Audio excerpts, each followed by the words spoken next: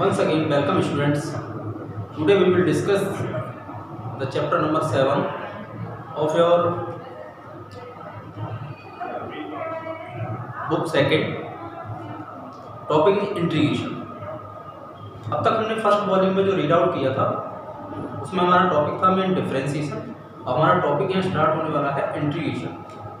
Basically differentiation और integration एक दूसरे के अपोजिट है। For example, the derivative of x is 1 and the integration of 1 is x। Clearly sin x का derivative cos x और ऐसे ही cos x का जो इंटीग्रेशन होगा वो क्या होगा sin x। ओके, तो सेम प्रोसेस हम यहाँ स्टार्ट करते हैं। एक्सरसाइज 7.1 का आपका first question, find anti derivative of sin 2x। Anti derivative means उसका जस्ट रिवर्स, और एंटी डेरिवेटिव को ही हम क्या कहते हैं, इंटीग्रेशन कहते हैं। क्या कहते हैं, इंटीग्रेशन। तो सबसे पहले आपको फाइंड आउट करना होगा वो फंक्शन जिसका डेरिवेटिव sin 2x है। ऐसा कौन सा फंक्शन है जिसका डेरिवेटिव sin 2x है। d/dx sin 2x, sin 2x हमें पता है डेरिवेटिव होता है cos 2x का। इसका डेरिवेटिव होता है cos 2x का, sin 2x मिलेगा। बट cos 2x का डेरिवेटिव करते समय आपको एक चीज़ और मिलेगी, 2x का 2 और आएगा जो कि मल्टीप्लाई में आता है। वो हमारे पास क्वेश्चन में यहाँ पर नहीं है, तो हम यहाँ 1/2 लिख देंगे। ओके, ठीक। अब cos x का जो डेरिवेटिव होता है उसमें माइनस साइन x आता है, जबकि यहाँ पर माइनस साइन लगा हुआ नहीं है। दैट मीन्स हमें माइनस यहाँ भी लगाना होगा। ओके, हम इसका डेरिवेटिव करते हैं, -1/2 cos 2x का डेरिवेटिव sin 2x और 2x का डेरिवेटिव अगेन 2 से 2 कैंसिल आउट और minus and minus minus plus, तो आपको आंसर मिला finally sin 2x, sin 2x। Clearly we can say that the antiderivative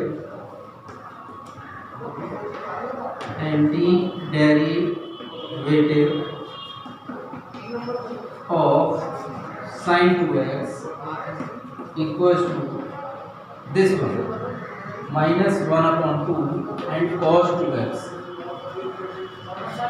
is the antiderivative of sin 2x, or the sign of integration sin 2x dx equals to -1/2 cos 2x plus c। Integration में हम यहाँ पर plus में एक constant लगाते हैं c, जिसे हम कांस्टेंट ऑफ इंटीग्रेशन बोलते हैं। ये हम कांस्टेंट ऑफ इंटीग्रेशन क्यों लगा रहे हैं, क्योंकि यहाँ पर जो इंटीग्रेशन हम पढ़ रहे हैं वो 2 टाइप का होता है। First is indefinite integration, second is definite integration. Indefinite integration में हमें एक कांस्टेंट का यूज करना होगा। आगे चल के जब हम डेफिनिट इंटीग्रेशन पढ़ेंगे तो वहाँ हम सी को नहीं लगाएंगे, वहाँ पर हमारे पास लिमिट्स होती है पहले से। तो क्लियर हो गया, anti derivative of sin 2x हमारा क्या हुआ, माइनस का 1/2 cos 2x और integration of sin 2x equals to -1/2 cos 2x plus c। Now we move to of this exercise next questions.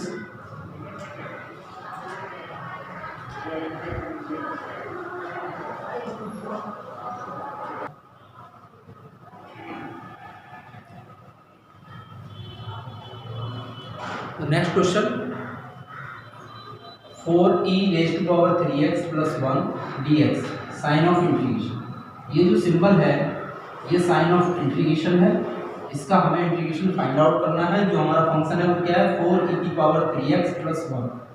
पहले first of all you separate the whole parts, means इसको हम अलग अलग लिखेंगे। Sign of integration 4 आपका बाहर आ जाएगा, e⁻³ dx plus sign of integration 1 and dx। अब यहाँ पर ये dx जो लिखा है वो सिंपली ये डिनोट कर रहा है कि आप जो इंटीग्रेशन कर रहे हो विद रेस्पेक्ट टू x कर रहे हो। क्लियर, तो हमने क्या किया, 4e⁻³ dx को सेपरेट कर दिया और फिर 1 को सेपरेट कर दिया। We know that the integration of e raised to power x dx equals to e raised to power x plus c and integration of 1 dx equals to x plus c. These are formulas. ये आपके फॉर्मूले हैं जो आपको use करने हैं, ठीक। इस e raised to power x का इंटीग्रेशन वही रहता है और 1 का इंटीग्रेशन x आएगा।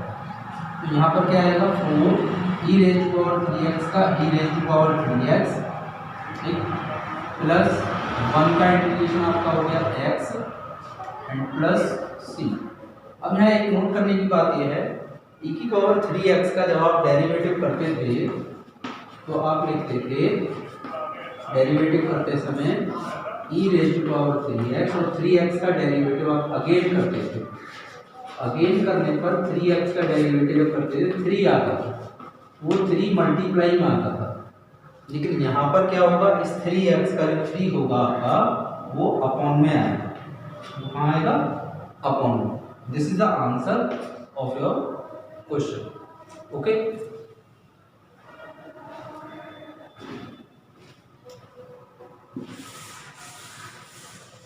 अब ये आता किस तरीके से है मैं आपको सेपरेट करके बता रहा हूँ। Let e raise to power 3x dx, let 3x equals to t।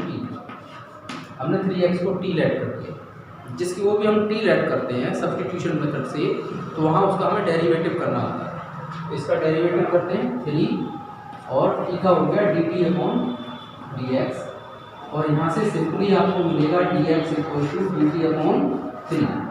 Sign of integration e, 3x को आपने t लेट किया और dx के प्लेस पर हम लिख सकते हैं dt upon 3। e raise to power 3 का इंटीग्रेशन उतना ही रहता plus c 1/3 e raise to power t के प्लेस पर 3x, ठीक है, प्लस c। ये मैंने आपको सेपरेट करके दिखाया। कैसे बताया, ये 3 अपॉन में क्यों आता है ये आपको क्लियर हो गया, क्योंकि हम 3x को एक नया वेरिएबल मान के चलेंगे, वहाँ से 3 हमारा कहाँ चला जाएगा डेरिवेटिव करने पर, अपॉन में। So that's why in the integration 3x का 3 अपॉन में आता है और डेरिवेटिव करते समय 3x का 3 मल्टीप्लाई में आता है। Okay, now next question is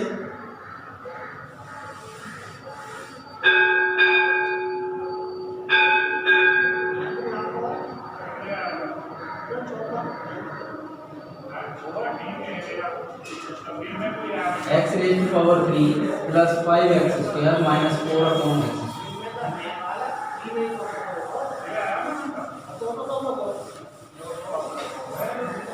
then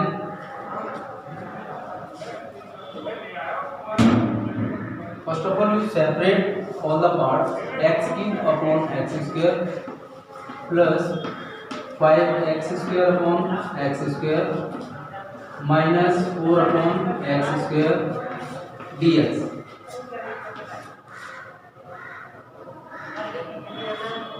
then x cube upon x square dx plus 5 x square upon x square dx minus 4 1 upon x square and dx। अब एक्स क्यूब को आप जब एक्स क्यूब से divide करोगे तो जब हमारा same base होता है तो उनकी पावर्स क्या हो जाती है, सब्ट्रैक्ट हो जाती है। You get only x dx plus 5 x square से x square cancel 1 dx minus 4 minus 2 and dx। अब यहाँ पर मेन जो फॉर्मूला है वो यूज करते हैं एक्स की पावर एन dx। एक्स की power n dx is x की power n plus 1 upon n plus 1 plus c। कोई भी x के ऊपर पावर है तो उसको हम इस फॉर्मूले से डिक्टेट करेंगे। ओके, यहाँ पर x की पावर आपकी 1 है तो यहाँ पर क्या आएगा, x raise to power 1 plus 1 upon 1 plus 1 plus 5। अब यहाँ सिंपली 1 है, 1 का इंटीग्रेशन मैंने अभी बताया था फॉर्मूले में x होता है, रीजन x का डेरिवेटिव 1, सो दैट्स वाई 1 का इंटीग्रेशन x। तो आप 1 के प्लेस पर x लिखो। dx आपको कहीं भी नहीं लिखना है क्योंकि dx सिर्फ हमें ये इंडिकेट कर रहा है कि हम x के रेस्पेक्ट में उसका डेरिवेटिव कर रहे हैं, वो सॉरी इंटीग्रेशन कर। माइनस 4 यहाँ पर भी यही फॉर्मूला आपको यूज करना है, x रेज टू पावर -2 + 1 अपॉन -2 + 1 plus c। On simplification you get x raise to power 2 upon 2 plus 5x minus minus plus, यहाँ से -2 + 1 माइनस का 1 आएगा तो माइनस माइनस क्या हो जाएगा प्लस और 4। यहाँ x रेज टू पावर -1 मिलेगा, उसको हम अपॉन में लिख ले रहे हैं 4/x + c। It is the required solution of your question. Now next question is 2 - 3 sin x upon cos square x. You have to find the integration of this question. First of all, you separate 2 upon cos square x